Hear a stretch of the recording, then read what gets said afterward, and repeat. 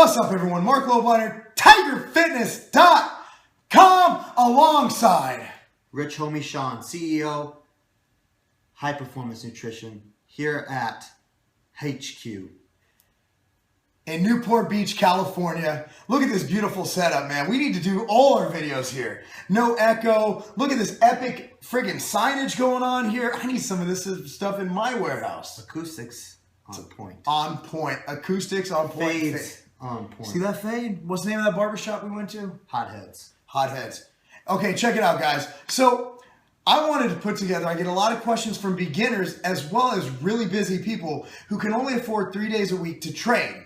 And one thing that Sean and me are big fans of are the big three, but in this case, it's actually more than the big three, because using movements to get the most out of each exercise, because you only have 3 days a week. And of course, for a 3 day a week split, I'm a huge fan of the legs push-pull. And this is not for you bullshitters who are just trying to find excuses not to go to the gym. This is for people who are either a beginner who, don't need to have so much volume in their program, or those who are so extremely busy, have a family, executives, extremely demanding travel-based jobs, or etc.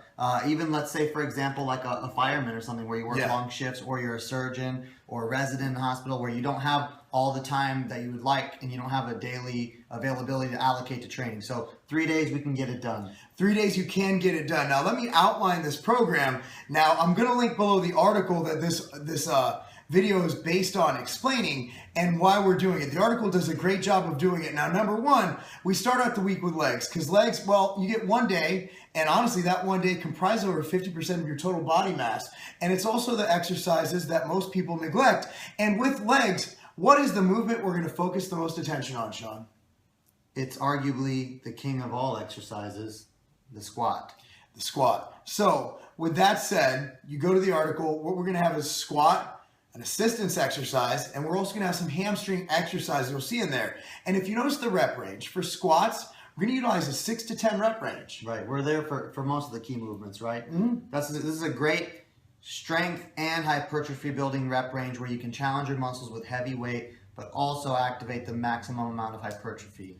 And then you move on, and you have all the other exercises. Now, we're also going to utilize an 8 to 12 rep range, which is going to be that mid-rep range, as well as a 15 to 20 rep range. And the reason being is that it hits your muscles in different rep ranges, which honestly just gives them different areas of targeting them, so to speak, of stimulation. That's the word I'm looking for. And also with the higher rep range, you're going to elicit the blood flow, so to speak, or the pump. And in my opinion, regardless of what science says, anytime you can increase blood flow, that's increasing nutrient delivery, getting rid of all the lactic acid and pumping stuff in there, and making it so your body is more conducive to muscle growth. And the shit feels good. It really feels good. And with the supplements we recommend in the article, it will help promote that pump. So moving on, then we have push day. Push day, what's the main thing on push day, Sean? We're talking about bench press, and we're talking about shoulder press. Two things that work the most muscle, most bang for the buck. With chest press, you're working essentially your whole entire torso, including your back, is activated as an antagonist. Mm-hmm. Plus you have overhead press, where arguably you're working even your legs because you're standing.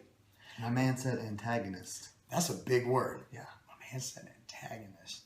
So we're antagonizing the shit out of things. So we have chest, shoulders, and triceps all in 1 day. Right. And then we have pull day, and we actually have 2 exercises that are essential for pull day. The first one's going to be the deadlift.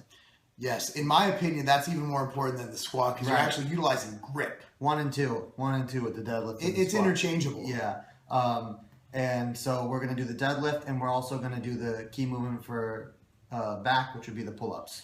Pull-ups. So deadlift is actually a hip-dominant leg movement. Yeah, and so it's again, so this stays within our theory of training legs multiple times per week. And we're going to get asked this question: when do we throw in abdominal exercises? Now, one can argue that with squats and deadlifts, you can you're actually hitting your core. However, we're going to leave abdominals because you are going to be crushed for time, and this is going to take about an hour. Abdominals are up to you.